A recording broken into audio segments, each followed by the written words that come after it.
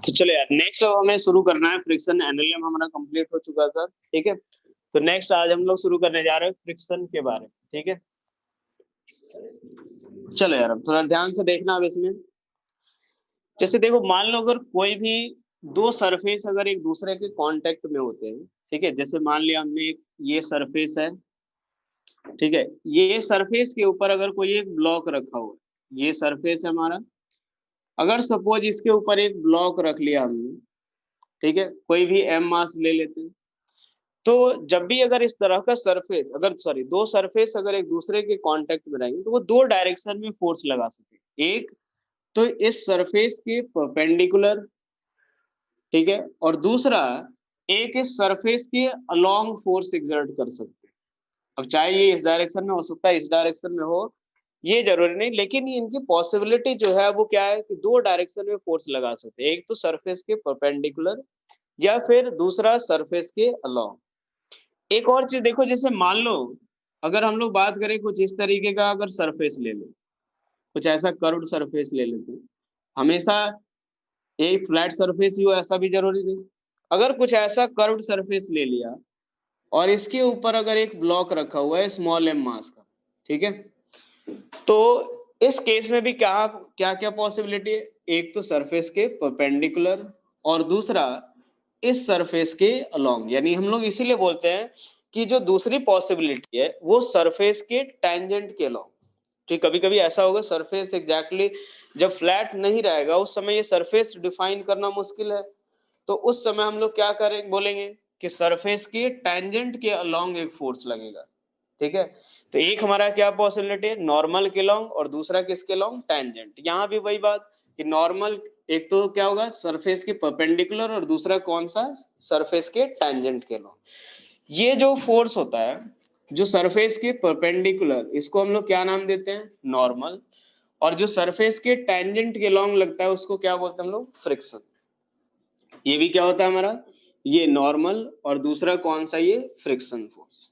अब एक बात देखो यार, ये दोनों जो फोर्सेज होते हैं वो कैसे होते हैं नेचर में, इलेक्ट्रोमैग्नेटिक। ये दोनों फोर्सेज कैसे होते हैं, इलेक्ट्रोमैग्नेटिक होते हैं नेचर में, इलेक्ट्रोमैग्नेटिक। अभी हमें किस फोर्स के बारे में पढ़ना है, फ्रिक्शन फोर्स के बारे में, ठीक है। नॉर्मल हम लोग देख चुके हैं यहाँ पे, अभी किसके बारे में, इलेक्ट्रोमैग्नेटिक। दोनों का नेचर कैसा होता है, इलेक्ट्रोमैग्नेटिक नेचर होता है, ठीक है भाई। जो फ्रिक्शन फोर्स और नॉर्मल दोनों कैसे नेचर के, इलेक्ट्रोमैग्नेटिक नेचर के होते हैं। अब एक बात देखो यार, ये दोनों फोर्सेज हमेशा ही लगे ये जरूरी नहीं। नॉर्मल है कि जब भी अगर कांटेक्ट में रहेगा तो नॉर्मल जरूर लगेगा। जब भी अगर ये दोनों एक दूसरे कांटेक्ट में रहेंगे दो सरफेसेस तो नॉर्मल जरूर लगेगा। लेकिन फ्रिक्शन के लगने के लिए क्या जरूरी है, तो रिलेटिव मोशन जरूरी है एक तरह से, या तो रिलेटिव स्लिपिंग हो दो सरफेस के बीच, जिसको हम लोग क्या लिख रहे हैं, रिलेटिव मोशन, या फिर टेंडेंसी ऑफ रिलेटिव मोशन होना चाहिए। और टेंडेंसी ऑफ रिलेटिव मोशन, या फिर कैसा होना चाहिए, टेंडेंसी ऑफ रिलेटिव मोशन। अगर ये दोनों में से कोई भी एक चीज हो तो उस केस में हमारा क्या होगा कि रिलेटिव मोशन हो या फिर टेंडेंसी ऑफ रिलेटिव मोशन हो, उस केस में फ्रिक्शन लगेगा। जैसे अगर एक बात देखो कि कभी ऐसा नहीं होगा, सपोज ये सरफेस है और इसके ऊपर अगर ये ब्लॉक अगर ऐसे ही रखा हुआ है एम मास का, तो यहाँ पे फ्रिक्शन नहीं लगेगा। यहाँ पे नॉर्मल जरूर लगेगा क्योंकि ये दोनों सरफेस एक दूसरे के कांटेक्ट में है, नॉर्मल जरूर लगेगा, लेकिन यहाँ पे फ्रिक्शन फोर्स जो है वो यहाँ पे नहीं लगेगा। रिलेटिव स्लिपिंग जब होनी होगी, जैसे मान लो किसी ने फोर्स एक्सर्ट कर दिया या कोई दूसरा फोर्स लग रहा हो, ठीक है, तो उस केस में जैसे मान लो कोई आकर के इसके ऊपर फोर्स एक्सर्ट कर रहा है, इसको मूव कराने की कोशिश कर रहा है, या ये अगर किसी पर्टिकुलर वेलोसिटी 10 मीटर पर सेकंड स्क्वायर या किसी एक्सेलरेशन से अगर मूव कर रहा है, तो उस केस में तब जाकर के फ्रिक्शन फोर्स एक्शन में आता है, ठीक है। उस केस में फ्रिक्शन फोर्स जो होगा वो एक्शन में आएगा। तो ये रिलेटिव कब ये फ्रिक्शन फोर्स लगेगा, जब दो सरफेसेस के बीच में क्या हो, रिलेटिव मोशन हो या टेंडेंसी ऑफ रिलेटिव मोशन हो, तब उस केस में हमारा फ्रिक्शन फोर्स लगता है। और ये जो फ्रिक्शन फोर्स है वो उस चीज को अपोज करता है, ये फ्रिक्शन फोर्स क्या चाहता है, उस चीज को अपोज करता है, ठीक है भाई। फ्रिक्शन फोर्स जो है वो उस चीज को अपोज करेगा, किसको? दो सरफेसेज के बीच के रिलेटिव मोशन को या टेंडेंसी ऑफ रिलेटिव मोशन को। ठीक है, तो फ्रिक्शन बेसिकली है क्या? एक तरह का इलेक्ट्रोमैग्नेटिक फोर्स है, ठीक है, जो कि दो सरफेसेज के बीच के रिलेटिव मोशन या टेंडेंसी ऑफ रिलेटिव मोशन को अपोज करता है। क्लियर? फ्रिक्शन है क्या चीज, यहां तक देख लिया अपन ने। एक तरह का जो अपने पास ये दोनों फोर्सेज जो होते हैं, ठीक है, ये दोनों फोर्सेज का जो रिजल्टेंट होता है उसको हम क्या बोलते हैं? Contact force. इन दोनों फोर्स के रिजल्टेंट को हम लोग क्या बोलेंगे? कांटेक्ट फोर्स बोलते हैं, जिसको हम बेसिकली किससे डिनोट करेंगे? कैपिटल आर से। और आर जो आएगा उसका मैग्नीट्यूड किसके बराबर? तो square root of N square plus F square के बराबर। देखो यार, इससे पहले जब एनएलएम की बात होती थी तो उस समय एनएलएम में हम लोग क्या करते थे कि जब भी अगर ये बोला जाए कि रिजल्ट नेट कांटेक्ट फोर्स निकालो, तो सिर्फ वहां पे नॉर्मल होता था, हम सिर्फ नॉर्मल की वैल्यू निकालते थे और वही हमारा क्या होता था? Net contact force. लेकिन अब अगर पूछा जाए, जब रफ सरफेस की बात करेंगे और तब अगर पूछा जाए नेट कांटेक्ट फोर्स, तो उस समय हमें नॉर्मल और फ्रिक्शन दोनों की वैल्यू का रिजल्टेंट, दोनों फोर्स के रिजल्टेंट को हमें फाइंड करना रहेगा। ठीक है, क्लियर यहां तक? वो जो रिजल्टेंट आर होगा यानी नेट कांटेक्ट फोर्स, वो कुछ इस डायरेक्शन में होगा, कैपिटल आर। ठीक है भाई, एंगल वगैरह तो अपन देख ही सकते हैं, निकाल सकते हैं। तो बेसिकली ये था हमारा कौन सा फोर्स? Friction force. ठीक है भाई, कैसा फोर्स? इलेक्ट्रोमैग्नेटिक नेचर में, जो कि रिलेटिव मोशन या फिर टेंडेंसी ऑफ रिलेटिव मोशन को अपोज करता है। ठीक है, एक ये गलतफहमी रहती है कि फ्रिक्शन फोर्स जो होता है वो मोशन को अपोज करता है। ये गलत स्टेटमेंट है कि friction force opposes relative motion. Friction force opposes relative motion, opposes relative motion, sorry opposes motion, ये गलत स्टेटमेंट है। ये चीज ध्यान रखना अपने को, ये गलत स्टेटमेंट है। वो किस चीज को अपोज करता है? रिलेटिव मोशन को अपोज करता है, ना कि मोशन को ही अपोज करता है। ठीक है भाई, चलो अब एक बात देखो यहाँ पे, नेक्स्ट अब हम लोग देखते हैं, चलो यार नेक्स्ट अब हम लोग देखते हैं एक बार कॉज ऑफ फ्रिक्शन के बारे में कि आखिर किस कारण से ये फ्रिक्शन एक्ट करता है। नेक्स्ट हम लोग देख रहे हैं कॉज ऑफ फ्रिक्शन। अब इसका दो पॉइंट ऑफ व्यू है, दो व्यू है, एक हमारा है ओल्ड व्यू और दूसरा एक मॉडर्न व्यू है। एक ओल्ड व्यू है, दूसरा कौन सा? मॉडर्न व्यू है। ओल्ड व्यू में क्या है अपना कि जैसे देखो यार, प्रैक्टिकली अगर मान लो कंप्लीटली स्मूथ सरफेस जो है वो तो होता नहीं है कभी भी। जैसे मान लो अगर स्मूथ सरफेस है भी तो उसमें कुछ ना कुछ ग्रुप्स बने हुए रहते हैं, या कुछ एक तरह से बोल सकते हैं कुछ अनइवननेस जरूर रहती है। जैसे मान लो अगर हम लोग दो सरफेस ले रहे हैं तो कुछ इस तरीके की अनइवननेस तो रहेगी, कंप्लीटली स्मूथ होता नहीं है। ठीक है, यहाँ भी कंप्लीटली स्मूथ तो होगा नहीं। तो अब एक बात देखो, अगर जैसे ही आप इसके ऊपर कोई दूसरा ऑब्जेक्ट रखोगे, वो भी क्या होगा? तो उसमें भी थोड़ा माइक्रोस्कोपिक लेवल पे अगर हम लोग जाए तो उसमें भी कुछ ना कुछ ग्रुप्स बने हुए रहते हैं या कुछ इरेगुलरिटीज रहेंगी। और वो इरेगुलरिटी जैसे ही हमने क्या किया है, इन ब्लॉक को एक दूसरे कांटेक्ट में रखा, ठीक है, जैसे ही इनके एक दूसरे कांटेक्ट में आते हैं तो ये क्या करने लगते हैं, ये ग्रुप्स जो रहती है या ये जो अनइवननेस रहती है उस कारण से इनके बीच में एक इंटरलॉकिंग बनना शुरू हो जाता है। उसके कारण इनके बीच में क्या होता है, एक इंटरलॉकिंग बनना शुरू होता है। और जैसे ही इंटरलॉकिंग हो गया उसके बाद अगर हम सपोज फोर्स एग्जर्ट करना चाहें, अगर हम फोर्स अगर एग्जर्ट करके इसके ऊपर इसको मूव कराना चाहे तो हमें इस इंटरलॉकिंग को ब्रेक करना पड़ेगा। ठीक है, क्योंकि वो क्या करेंगे, इंटरलॉकिंग हो गई है तो उस चीज को ब्रेक करना पड़ेगा। अब उस इंटरलॉकिंग को जब हम ब्रेक करने की कोशिश करेंगे तो वो क्या, ये सरफेसेज क्या करते हैं, उस चीज को अपोज करते हैं। और अपोज करने पे क्या होगा कि यहाँ से एक अपोजिट डायरेक्शन में सरफेस के टेंजेंट के अलोंग एक फ्रिक्शनल फोर्स एग्जर्ट करेंगे। टेंजेंट के अलोंग जो फोर्स एग्जर्ट करेंगे वही क्या होगा, फ्रिक्शन फोर्स। ठीक है भाई, ये इसके ऊपर फोर्स एग्जर्ट कर रहा है तो ये भी क्या करेगा, इसके ऊपर फोर्स एग्जर्ट करता है, ये भी इसके ऊपर फोर्स एग्जर्ट करेगा। जितना फोर्स ये इसके ऊपर एग्जर्ट करता है उतना ही फोर्स ये भी इसके ऊपर एग्जर्ट करता है। ठीक है भाई, और तो एक बात हमें ध्यान रखना, ये जो फ्रिक्शन फोर्स होता है वो Newton's third law of motion को फॉलो करेंगे, Newton's third law of motion को फॉलो करेंगे। और ये जो रहेंगे वो एक्शन रिएक्शन पेयर फॉर्म करेंगे। Newton third law of motion को फॉलो करने का मतलब क्या होंगे कि they it will form action reaction pair, it will form action reaction pair form करेंगे। ठीक है भाई, ये था हमारा ओल्ड व्यू। क्यों फ्रिक्शन का जो रीजन क्या था कि दो सरफेसेज के बीच फ्रिक्शन लगता है, कैसे, कौन, किस कारण से फ्रिक्शन फोर्स लगना शुरू होता है। ठीक है, नेक्स्ट अब हम लोग देख रहे हैं कौन सा, जो मॉडर्न व्यू है। नेक्स्ट हम लोग देखते हैं कौन सा मॉडर्न व्यू जो है वो देखते हैं एक बार। ये थोड़ा ध्यान से देखना है इसमें। मॉडर्न व्यू अगर देखें हम लोग तो देखो यार, जैसे मान लो हम लोग मॉडर्न व्यू के अकॉर्डिंग, जैसे मैंने बोला कि इलेक्ट्रोमैग्नेटिक जो होते हैं वो नेचर में होते हैं, तो वो यहाँ से क्लियर होगा। ठीक है, जैसे मान लो अगर दो सरफेस हम लोग ले रहे हैं जिसकी में जो कि एक दूसरे कांटेक्ट में, एक ये सरफेस है और इसके ऊपर एक दूसरा जो सरफेस है वो भी इसके कांटेक्ट में। ये हमारा जो एटम्स, जो भी स्ट्रक्चर, जो भी ऑब्जेक्ट का होगा उसके अकॉर्डिंग ये क्या रहेंगे, ऑब्जेक्ट अपना अपना जो क्रिस्टल स्ट्रक्चर रहेगा उसके अकॉर्डिंग ये क्या रहेंगे, अरेंज्ड रहेंगे। यहाँ पे भी अगर देखें तो यहाँ पे ऐसे बने हुए रहेंगे ये सारे जो एटम्स होंगे। अब एक बात देखो, ये जो होगा इसके अंदर न्यूक्लियस है और इसके अंदर सारे के अंदर सारे एटम्स के अंदर क्या होंगे, न्यूक्लियस। ये सारे एटम्स के अंदर न्यूक्लियस रहेंगे। अब होगा क्या कि इसके बाहर जो रहता है इलेक्ट्रॉन्स चारों तरफ क्लाउड्स के फॉर्म में रहते हैं। ठीक है, चारों तरफ ऐसे इलेक्ट्रॉन्स क्लाउड्स के फॉर्म में रहेंगे।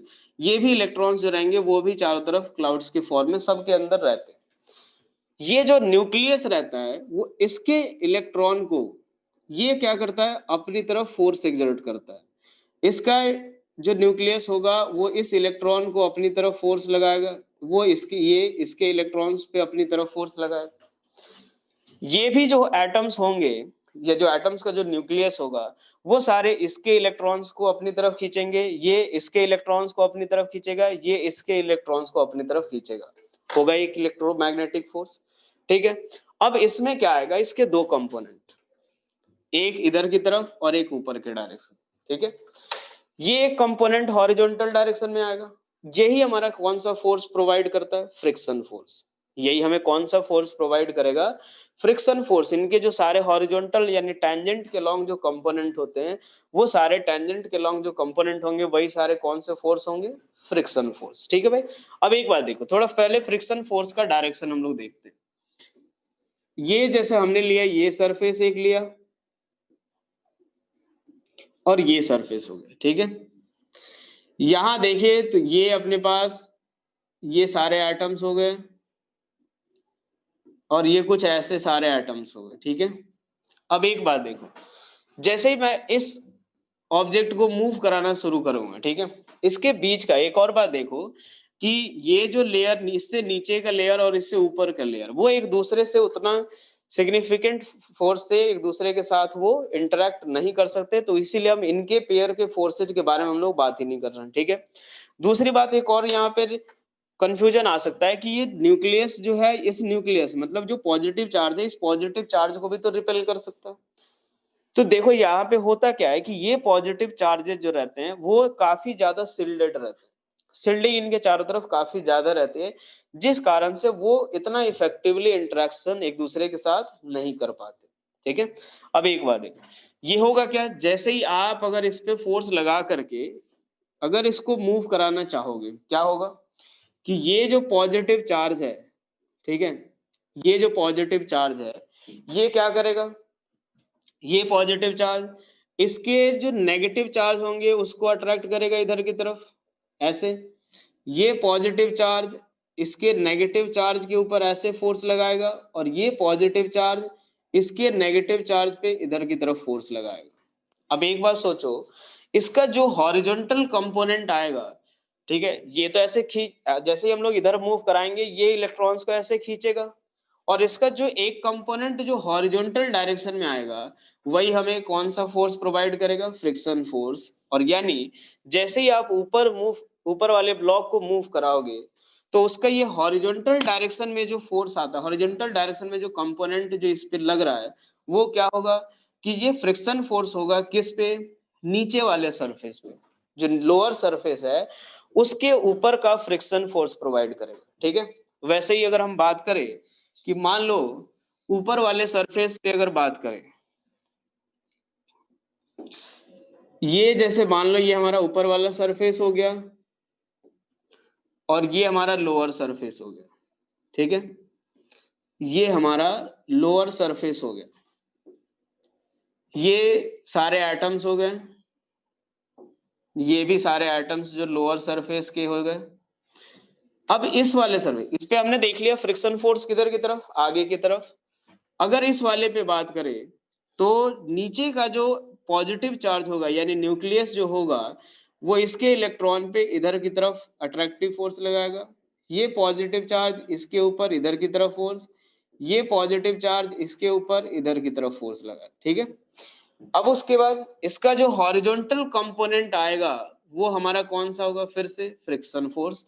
यानी जैसे ही अगर आप इसके ऊपर फोर्स एक्सर्ट करके इधर की तरफ मूव कराओगे, ये इस पे फ्रिक्शन फोर्स इधर की तरफ लाएगा और इस पे फ्रिक्शन फोर्स आगे की तरफ। क्लियर है ये चीज? अब ये किसके कारण ये फोर्सेज अकर हो रहा है, तो इलेक्ट्रोमैग्नेटिक फोर्स के कारण, ठीक है।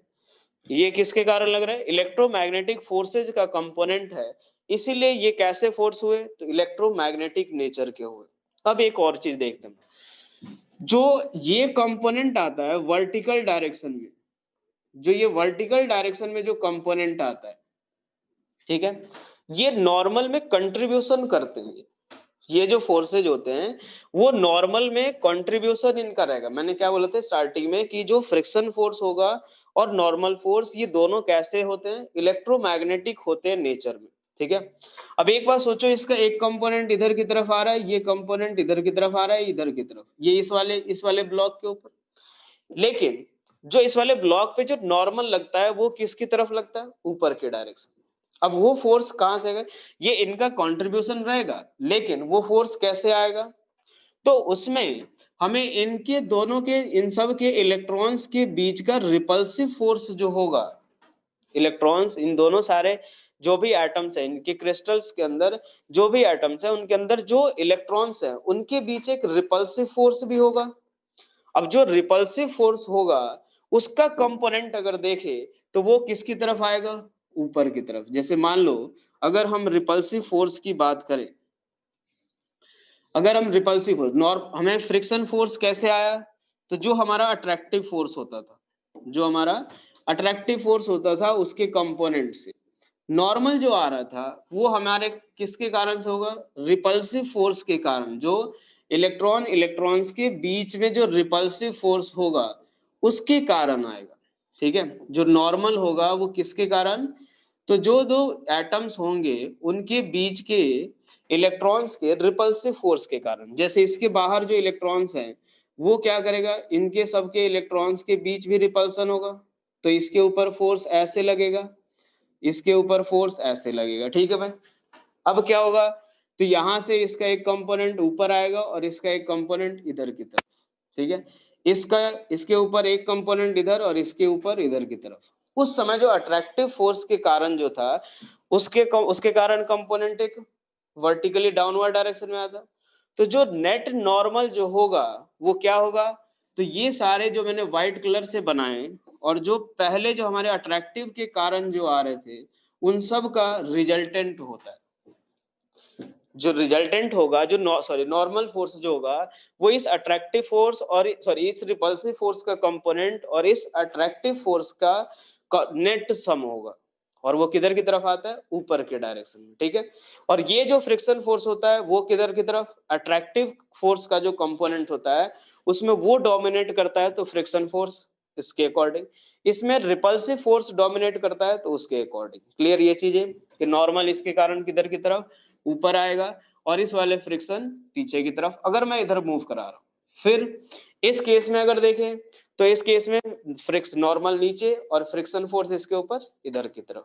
ये क्लियर हो गया अपना फ्रिक्शन का डायरेक्शन और नॉर्मल का डायरेक्शन दोनों कैसे होते हैं, इलेक्ट्रोमैग्नेटिक होते हैं, किसमें, नेचर में, ठीक है। ये अपना मॉडर्न व्यू है, ठीक है। चलो अब आगे बढ़ते हैं इसमें। कॉज ऑफ फ्रिक्शन हमने देख लिया। अब हम लोग बेसिकली देख रहे हैं कि फ्रिक्शन के बारे में, कि फ्रिक्शन फोर्स जो रहता है वो किस मैथमेटिकली अगर हम लोग बात करें तो वो किन चीजों पे कैसे क्या एक्सप्रेशन होता है उनका, ठीक है। तो फोर्स ऑफ फ्रिक्शन जो होगा, जैसे दो सरफेस रखे हुए हैं, ठीक है, जैसे एक बार देखो यहाँ पे अगर रखा हुआ है,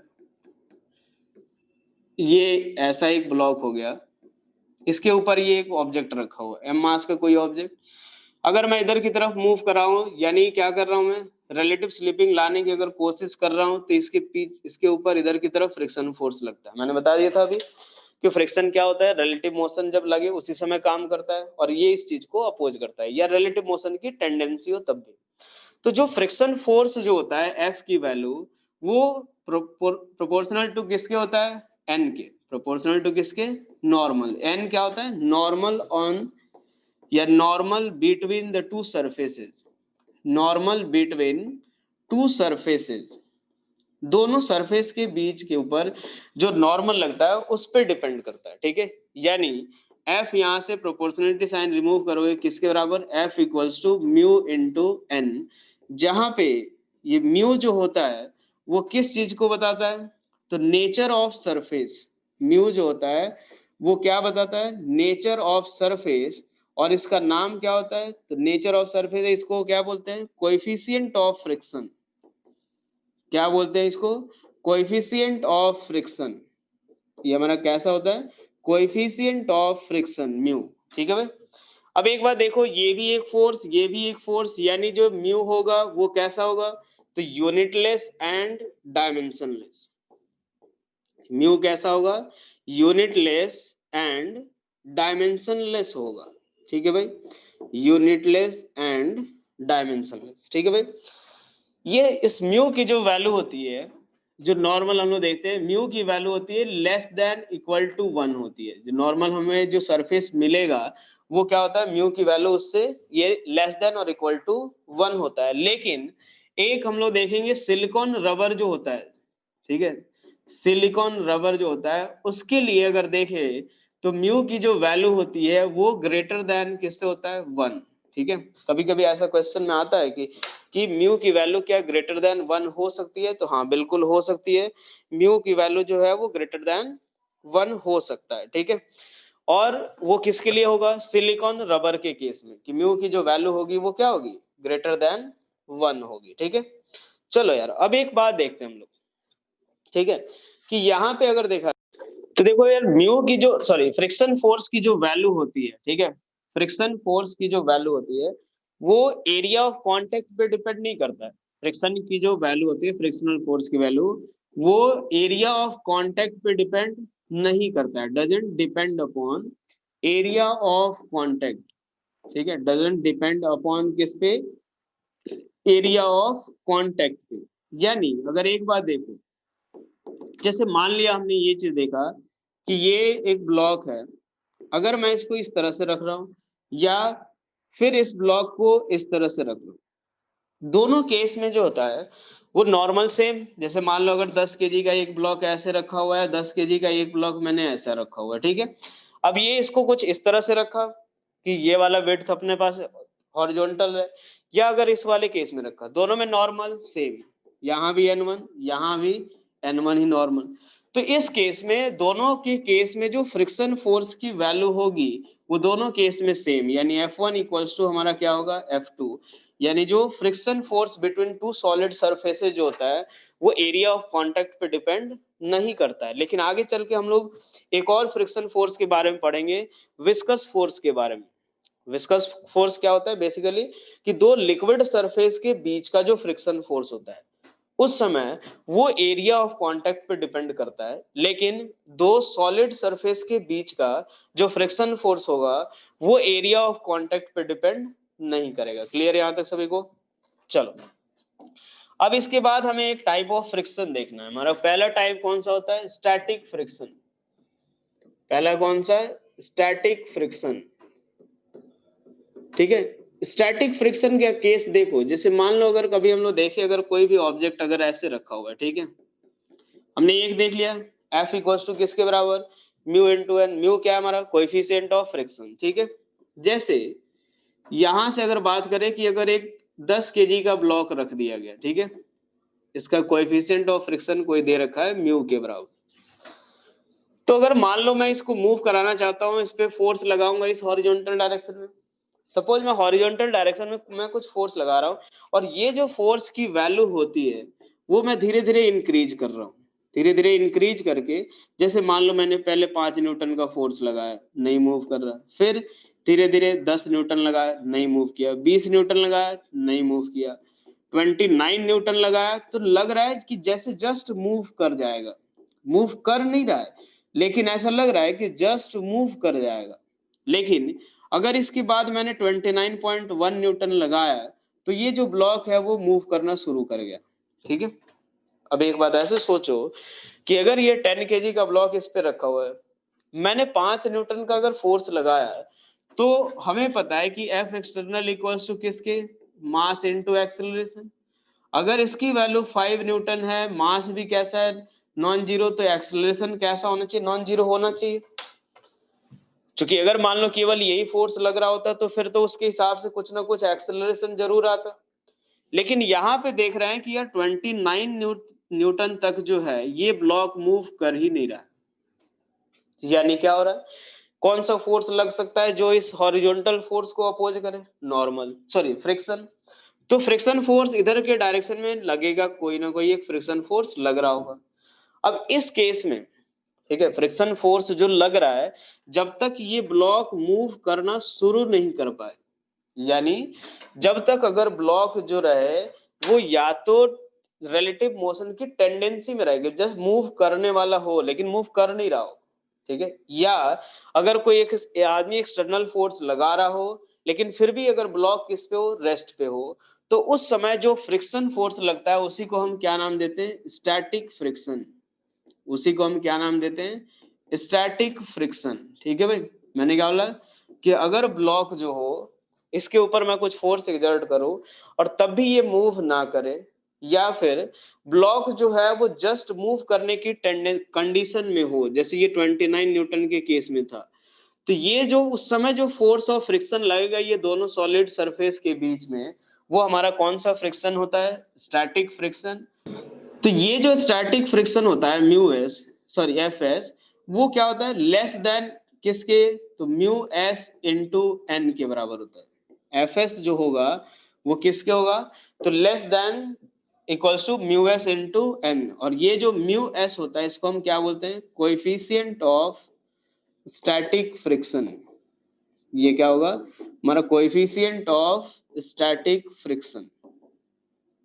ठीक है भाई, ये हमारा क्या हो जाएगा, कोएफिशिएंट ऑफ स्टैटिक फ्रिक्शन। अब एक बात देखते हैं इसके बाद, ठीक है, ये जो जब इक्वलिटी होल्ड करेगी, ठीक है, इक्वलिटी होल्ड करेगी एफ एस, तो वो हमारा कौन सा वैल्यू होगा, F S equal to mu S into N, और यही हमारा क्या होगा, लिमिटिंग फ्रिक्शन, जिसको किससे डिनोट करेंगे, एफ एल से, और एफ एल यही जो होगा वो हमारा क्या होगा, लिमिटिंग फ्रिक्शन। एफ एल जो होगा वो हमारा कौन सा फ्रिक्शन होगा, लिमिटिंग फ्रिक्शन। इसको किससे डिनोट करेंगे, एफ एल से, और वो किसके बराबर, तो म्यू एस इंटू एन। और ये एक तरह से मैक्सिमम स्टैटिक फ्रिक्शन होता है, ये हमारा कौन सा, मैक्सिमम स्टैटिक फ्रिक्शन होता है। ठीक है, F S equals to mu S into N. चलो भाई, एक और पॉइंट हमें देखना है इसमें कि यार एक बार देखो, ये 5 से लेकर के 29 तक हर एक वैल्यू को एडजस्ट हो रहा था। जब हम इसमें 5 लगा रहे थे तो वो 5 लग रहा था, जब 10 तो ये भी 10, जब 20 तो 20। यानी जो स्टैटिक फ्रिक्शन होगा वो क्या होगा, सेल्फ एडजस्टिंग होगा नेचर में। F S is self adjusting in nature, F S is self adjusting in nature. ये जो फ्रिक्शन फोर्स होगा वो क्या होगा, सेल्फ एडजस्टिंग होगा नेचर में। वैसे देखो डायरेक्शन में जो होगा वो सारे फ्रिक्शन ही एडजस्टिंग होंगे, लेकिन सेल्फ एडजस्टिंग जो मैग्नीट्यूड की बात करें तो वो हमारा कौन सा होगा, स्टैटिक फ्रिक्शन के अंदर होगा। ठीक है, स्टैटिक फ्रिक्शन जो होगा मैग्नीट्यूड भी अपना चेंज कर लेगा और डायरेक्शन तो सारे ही कर सकते हैं। ठीक है, क्लियर। अब चलो एक बार और देखते हैं। मैं ये बोल रहा हूँ जैसे ही अगर ये इधर की तरफ अगर मान लो आगे मूव कर रहा है, ठीक है, इस केस में अगर कोई भी पर्सन अगर आगे की तरफ मूव कर रहा है तो इस पे जो फोर्स ऑफ फ्रिक्शन लगता है बेटा वो आगे की तरफ लगता है, और इस पे जो ग्राउंड सरफेस है उस पे फोर्स ऑफ फ्रिक्शन किधर लगता है, पीछे की तरफ। हाँ आगे की तरफ लगेगा। देखो इधर क्यों ऐसा, क्योंकि जैसे ही मान लो, अच्छा एक बात बताओ, ये नेचर कौन सा होता है, दो तरह का फ्रिक्शन अभी मान लो एक स्टैटिक दूसरा काइनेटिक, कौन सा फ्रिक्शन लगेगा? ये इधर की तरफ मूव कर रहा है, कौन सा लगेगा? सभी काइनेटिक ही बोल रहे हो बेटा, बिना पढ़ाए बिना काइनेटिक पढ़ाए अगर पूछ रहा हूं तो स्टैटिक ही लग रहा होगा ना। अगर बिना काइनेटिक पढ़ाए अगर पूछ रहा हूं तो फिर स्टैटिक ही लग रहा होगा, इतना ही सोच लेते। अगर एक बात देखो, जैसे मान लो जब भी अगर आप मूव करना, ठीक है, थोड़ा सा सही से पैर बना ले यार। अगर मान लो जैसे ही अगर आप मूव करते हो, ठीक है, तो उस केस में आप जैसे अगर मान लो अगर अर्थ सरफेस पे चल रहे हो, ठीक है, ये एक होता है स्लिपिंग, जैसे वो मून वॉक वाला डांस देखा होगा आपने, उसमें वहां पे स्लिपिंग होती है, पैर जो रहता है वो अर्थ सरफेस पे ऐसे स्लिप होता है। नॉर्मल जब हम चलते हैं तो उस समय जैसे ही आप अपना पैर उठाते हो, अगर ऐसे ही कदम बढ़ाने के लिए, तो आप अर्थ सरफेस पे इधर की तरफ फोर्स लगाते हो, हाँ है ना? ये बताओ भाई, जैसे ही अगर आप आगे की तरफ बढ़ने के लिए जाते हो तो अपने पैर को देखना, आप इस अर्थ सरफेस पे नीचे के डायरेक्शन में फोर्स लगाते हो, हाँ या ना? अब एक बात बताओ, आप अर्थ सरफेस के ऊपर नीचे के डायरेक्शन में फोर्स लगा रहे हो तो अर्थ आपके ऊपर किधर की तरफ फोर्स लगाएगा? ऊपर के डायरेक्शन में, हाँ या ना? ऐसे ही लगाएगा। जब भी देखना अगर आप पैर उठाओगे तो उस समय कुछ ऐसे ही प्रेस करते हो। अगर आप पैर को ऐसे उठा के नहीं चल रहे हो तब की बात कर रहा हूँ। अगर ऐसे उठा के चलोगे तो फिर आगे भी नहीं बढ़ पाओगे जल्दी, तो फिर आगे अपने आप को पुश करना पड़ेगा। अब एक बात देखो, अब ये जो कांटेक्ट फोर्स रहता है वो इसका एक कंपोनेंट इसके ऊपर इधर आएगा और इसके ऊपर ऊपर के डायरेक्शन, ये हमारा नॉर्मल और ये हमारा कौन सा होगा? फ्रिक्शन। क्लियर, हाँ या ना? ये बताओ, ये इधर की तरफ फ्रिक्शन, ये ऊपर के डायरेक्शन में नॉर्मल। अरे यही लगेगा भाई, कंपोनेंट इसके ऊपर, इंसान के ऊपर की बात हो रही। अब एक बात देखो, मैंने क्या बोला था कि जब भी अगर दो सरफेस के बीच में स्लिपिंग नहीं हो तो कौन सा फ्रिक्शन? Static friction. क्या आप यहां स्लिप कर रहे थे या जस्ट इसको आपने नीचे के डायरेक्शन में प्रेस किया? ये बताओ, आपने जब भी अगर इसके ऊपर पैर उठा रहे हो तो आप जस्ट उसके ऊपर ऐसे प्रेस कर रहे हो, आप ऐसे बस प्रेस कर रहे हो, आप उसके ऊपर ऐसे स्लिप नहीं हो रहे हो, हाँ या नहीं? ये बताओ। तो ये जो हमारा जो पॉइंट ऑफ कांटेक्ट जो होता है ना, जो हमारे पैर का सबसे लोअर पार्ट और ग्राउंड का जो सबसे लोअर पार्ट होता है, वो ये जो रहते हैं इनके बीच कोई स्लिपिंग नहीं होती है, ध्यान रखना ये चीज, नो स्लिपिंग। अगर वो आदमी चल रहा है तब की बात हो रही है, अगर मान लो वो नो स्लिपिंग, अगर वो स्लिप नहीं कर रहा, जैसे मून वॉक वाले केस में अगर आप ऐसे अगर स्लिप करते हो, यहाँ पे जो रहता है कोई स्लिपिंग हमारे अर्थ सरफेस और इस पैर के बीच नहीं होती है। क्या ये चीज क्लियर, हाँ या ना? अर्थ सरफेस और पैर के बीच में कोई स्लिपिंग नहीं होती है, क्लियर हुआ ये चीज, हाँ या ना? तो जब अगर कोई स्लिपिंग नहीं हो रही है तो कौन सा फ्रिक्शन लगेगा ये बताओ? अगर कोई स्लिपिंग नहीं हो रही है तो कौन सा फ्रिक्शन? Static friction. एक बात ध्यान रखना, जब भी इस केस में जो होता है वो पॉइंट ऑफ कांटेक्ट क्या रहता है? रेस्ट पे रहता है, एक दूसरे के बीच कोई स्लिपिंग नहीं होती है। और अगर कोई स्लिपिंग नहीं होती है तो वो कौन सा फ्रिक्शन लगेगा? स्टैटिक फ्रिक्शन लगता है। और किस डायरेक्शन में? आगे के डायरेक्शन में। अच्छा एक और बात बताओ, मान लो स्लिपरी सरफेस है, ये जो है स्लिपरी सरफेस है, अगर आपको इसके ऊपर मूव करना हो, ठीक है, अगर आपको इसके ऊपर चलना हो, हाँ मून उसमें काइनेटिक होगा। मैं बोल रहा हूं अगर स्लिपरी सरफेस है उसके ऊपर अगर चलना हो तो हमारा जो जो कदम का जो साइज होना चाहिए, मतलब हमारे जो फुट स्टेप्स होने चाहिए वो छोटे होने चाहिए या बड़े होने चाहिए? मान लो जैसे कहीं बारिश वगैरह हुई रहती है ना, स्लिपरी सरफेस हो तो जाता है, हमें छोटे जो फुट स्टेप्स होने चाहिए वो छोटे होने चाहिए या बड़े होने चाहिए? अच्छा बड़े होने चाहिए। एक काम करना, कोई टाइल्स वगैरह तो होगी घर में, उसके ऊपर पानी गिरा के बड़े कदम रख के देखना। फिर बेटा कैसा होना चाहिए? स्मॉल होना चाहिए, स्मॉल फुट स्टेप्स। आखिर एक बात बताओ, इसका क्यों होना चाहिए ये हमें बस सीखना है। मैं बोल रहा हूँ स्मॉल होगा बेटा, देखना जैसे मान लो अगर बहुत स्लिपरी सरफेस रहता है ना तो आप भी बहुत संभल संभल के चलते हो, छोटा छोटा स्टेप जितना होता है उतना पॉसिबल, जितना छोटा स्टेप हो सकता है उतना रखते हो आप, ये चीज तो चलो पता होगा एटलीस्ट। अब एक बात बताओ, आखिर इससे फायदा क्या होता है?